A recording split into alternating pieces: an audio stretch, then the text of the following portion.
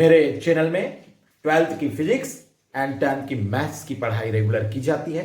आप मेरे चैनल को ज़्यादा से ज़्यादा लाइक करें, सब्सक्राइब करें और शेयर करें, जिससे रेगुलर आपके पास ये वीडियो। नेट ज्योमेट्री का पहला जो वीडियो में आपने जो देखा बेसिक था, आज हम उसी बेसिक का प्रॉब्लम सॉल्व करेंगे कि जो परीक्षा में आता है ऐसा प्रॉब्लम कैसे आप हल कर सकते हो, उनको हम लेकर आज प्रश्न बनाते हैं। तो चलिए देखिए, पहला प्रश्न है हमारे पास, यदि पी ए और पी बी हो तो बराबर हो तो तथा ए बी के निर्देशांक 2 शून्य व ऋण 2 4 हो तो पी वाई अक्ष पर स्थित हो तब पी के निर्देशांक ज्ञात कीजिए।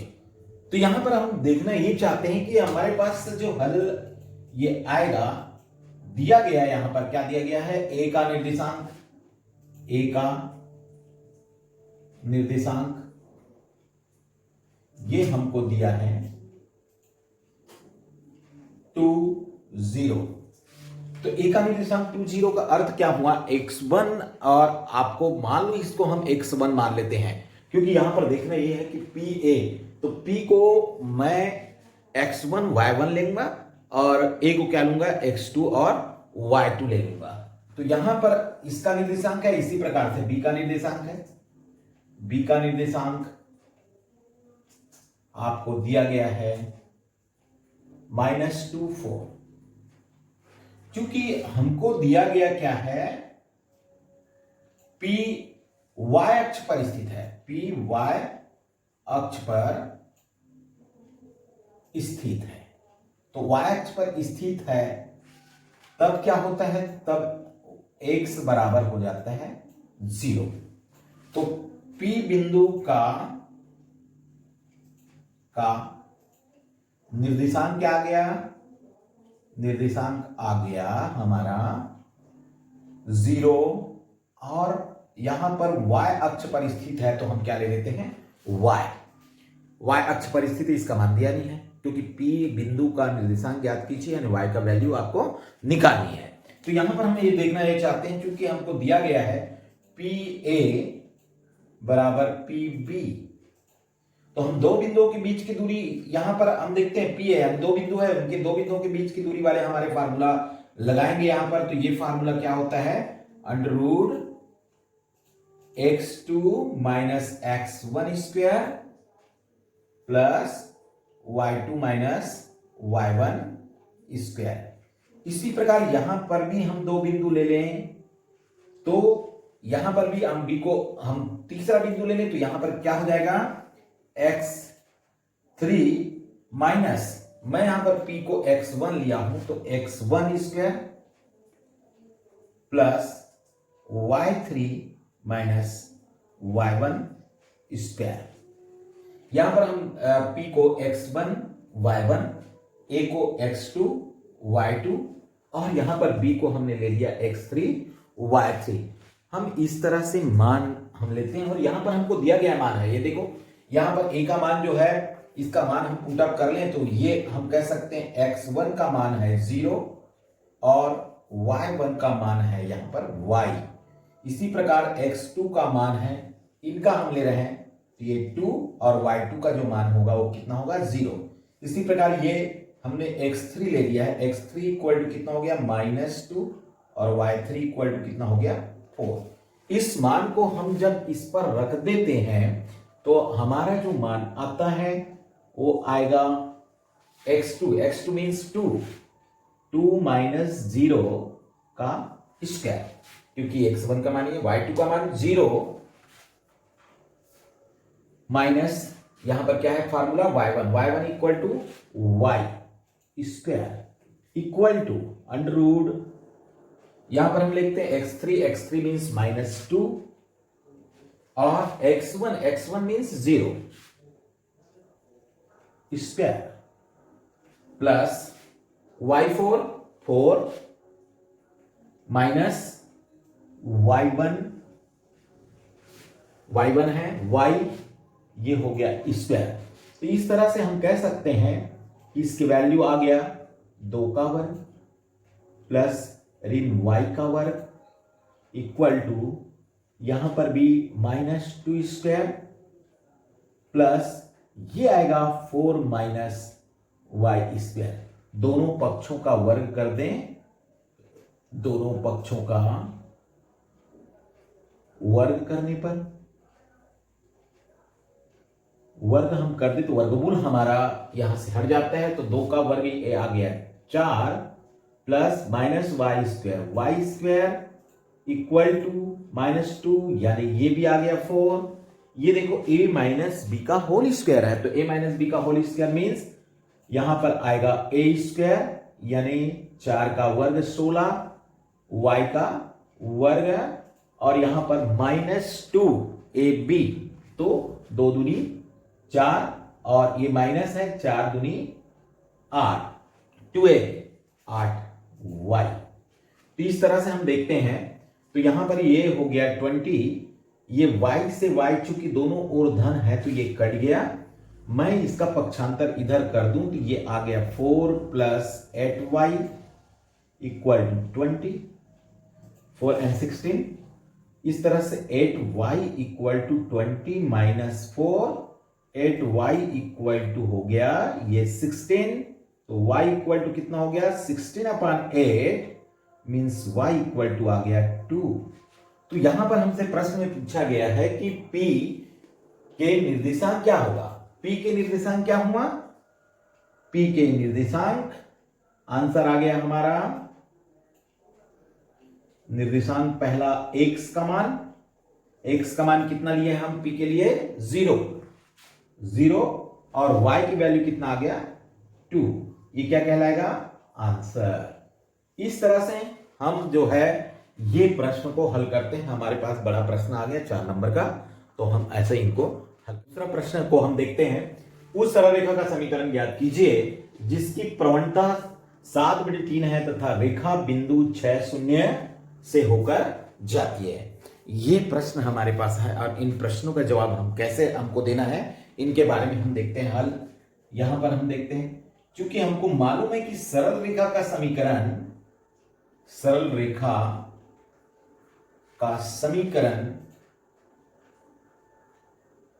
y equal to mx plus क्या होता है c, जहां पर m क्या कहलाता है, m इक्वल टू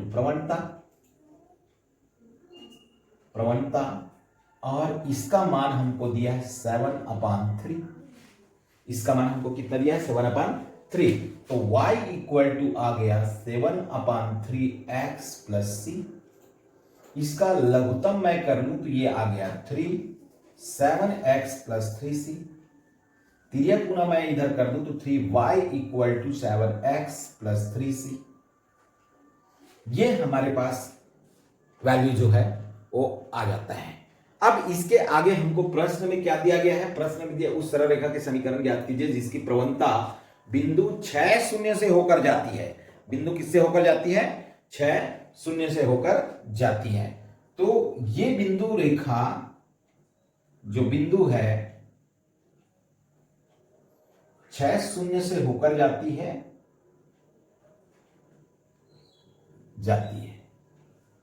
अतः हम कह सकते हैं कि x इक्वल टू 6 और y इक्वल टू यहां पर कितना आ गया 0।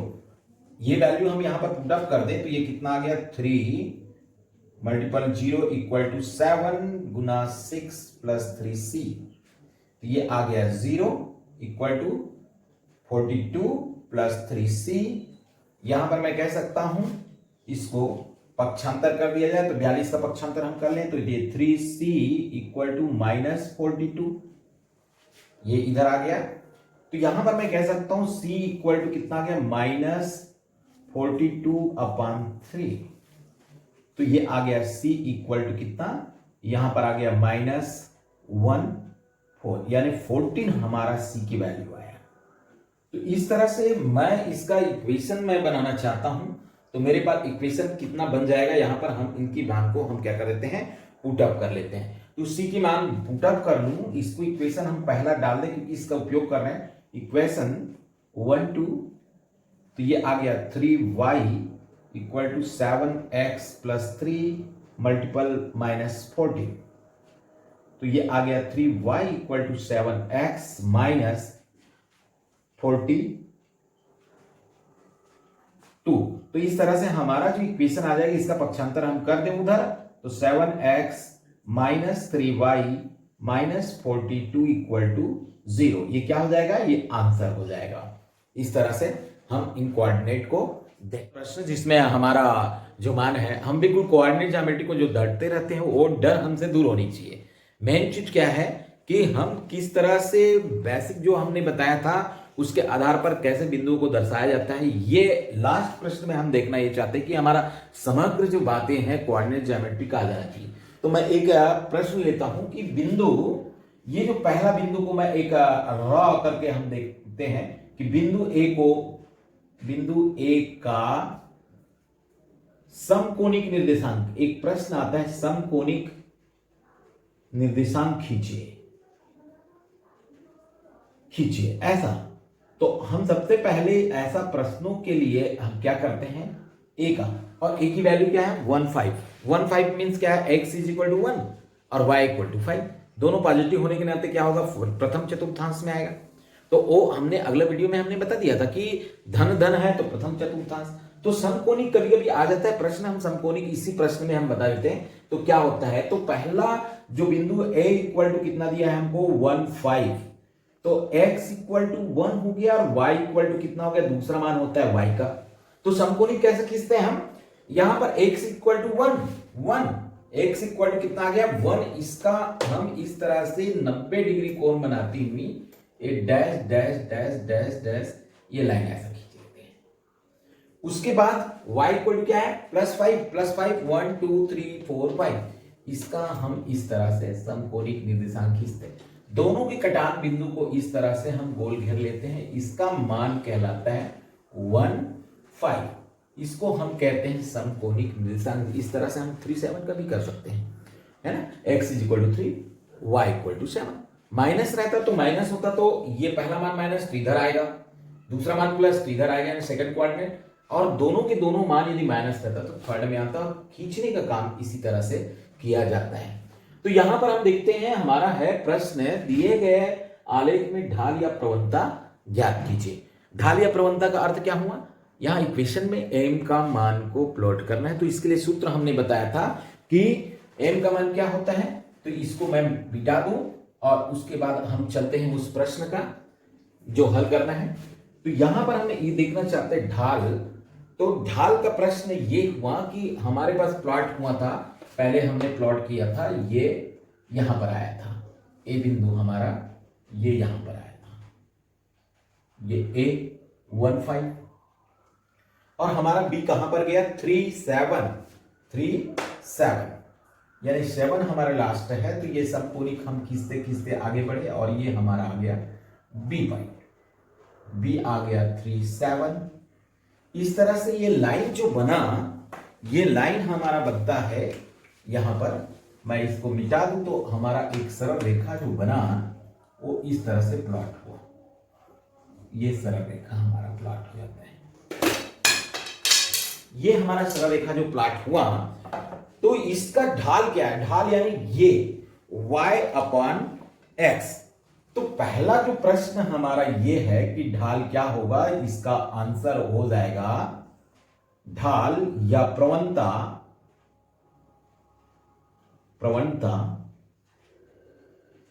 m इक्वल टू होता है y2 minus y1 upon x2 minus x1। तो यहां पर हम इसको x1 के रूप में हम ले लें तो x1 a की वैल्यू क्या हो रहा है 1, y1 की वैल्यू क्या हो रहा है 5। इसी प्रकार b को हम y2 के रूप में ले लें तो ये क्या हो जाएगा x2 इक्वल टू हमारा है 3 और y2 इक्वल टू कितना आ गया 7। तो प्रवणता हमारा कितना आ जाएगा m इक्वल टू y2 का मान 7, y1 का मान -5, x2 का मान 3 -1। तो m इक्वल टू कितना आ गया 2/2, m इक्वल टू कितना आ गया 1।